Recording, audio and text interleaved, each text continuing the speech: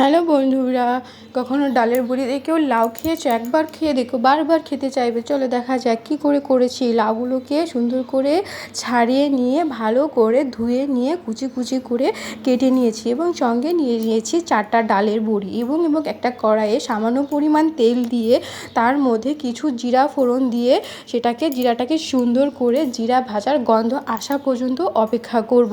জিরাটাকে যখন সুন্দর করে ভাজা হয়ে যাবে, গন্ধ চলে আসবে, তখন তার মধ্যে আমি কিছু কাঁচামরিচ দিয়ে ভেজে নিব। কাঁচামরিচ জিরাটাকে আবারও সুন্দর করে ভেজে নিব। কাঁচামরিচ ভাজা ভাজা হয়ে গেলে এবং কাঁচামরিচের ঝাঁঝালো গন্ধটা চলে আসলে আমরা সেই পর্যন্ত ভাজতে থাকবো এবং আরেকটা কড়াইয়ে আমি ডালের বড়িগুলো ভেজে নেব। তাই একটা শুকনো কড়াইয়ের মধ্যে সামান্য পরিমাণ তেল দিয়ে তাতে কিছু হলুদ লবণ দিয়ে আমি ডালের বড়িটাকে ভেজে নেব। যে পাত্রে আমি রেখেছিলাম সেই পাত্রে আমি লাউটা দিয়ে নিলাম। লাউ দিয়ে সুন্দর করে এটাকে আমি ভেজে নিব। লাউ, কাঁচামরিচ, জিরা দিয়ে হলুদ লবণ দিয়ে লাউটাকে সুন্দর করে ভাজবো এবং লাউয়ের পানি দিয়ে লাউটাকে সেদ্ধ করার চেষ্টা করব। যদি পরে পানি লাগে তখন পানিটা মিক্স করতে পারি। সো বন্ধুরা, দেখতে পাচ্ছ সুন্দর করে হলুদ লবণ দিয়ে লাউটাকে সুন্দর করে ভেজে নিতে হবে। এই ভাজা ভাজা হওয়া পর্যন্ত এটাকে রাখতে হবে। তারপরে 10 মিনিটের জন্য ঢাকা দেবে। যে কড়াইয়ে তেল দিয়ে রেখেছিলাম এখন ওই কড়াইয়ের মধ্যে কিছু হলুদ লবণ দিয়ে নিলাম।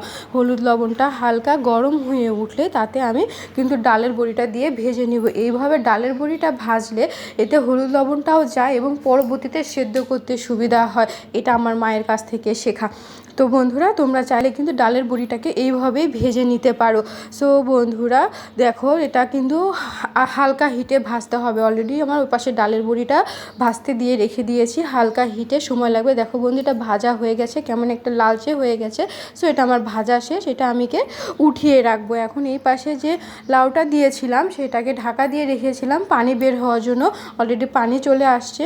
এখন দেখবো যে লাউটা কি পরিমাণ সেদ্ধ হয়েছে। দেখলাম যে এই লাউ থেকে পানি কম এসেছে, সেজন্য আর তেমন কিছু করলাম না। তাই আগেই যে লাউয়ের পানি ছিল ওটা শুকিয়ে আসলে একটু আদা মিক্স করে নিলাম। আদা মিক্সটা করা হয়ে গেলে আমি আবার সেদ্ধ করার জন্য পানি দিয়ে নিলাম। পানি দিয়ে আবারও 10 মিনিটের জন্য ঢাকা দিলাম।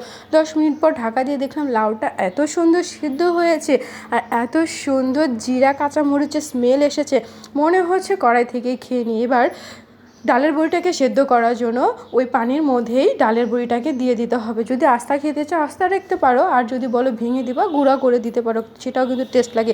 আমার ডালের বড়ি অলরেডি সেদ্ধ হয়ে গেছে, লাউ সেদ্ধ হয়ে গেছে। এটা দেখতে এত সুন্দর ছিল। আর এই লাউয়ের তরকারির মেন ইনগ্রিডিয়েন্ট হচ্ছে ভাজা জিরের গুঁড়ো। ভাজা জিরের গুঁড়োতে লাউয়ের তরকারি একদম জমে যায়। সো বন্ধুরা, ভাজা জিরে গুঁড়ো করে দিয়ে দেখবা যে লাউটা অসাম হয়েছে, টেস্ট হয়েছে। যে কোনো লাউ যেভাবেই রান্না করো না কেন, কাঁচা জিরা শুকনো কড়াইয়ে ভেজে নিয়ে লাউয়ের মধ্যে দিয়ে দিবা, দেখবা যে খেতে অসাম টেস্ট হয়েছে বন্ধুরা। সো রেসিপিটা কেমন লাগলো অবশ্যই কমেন্টে জানাবে।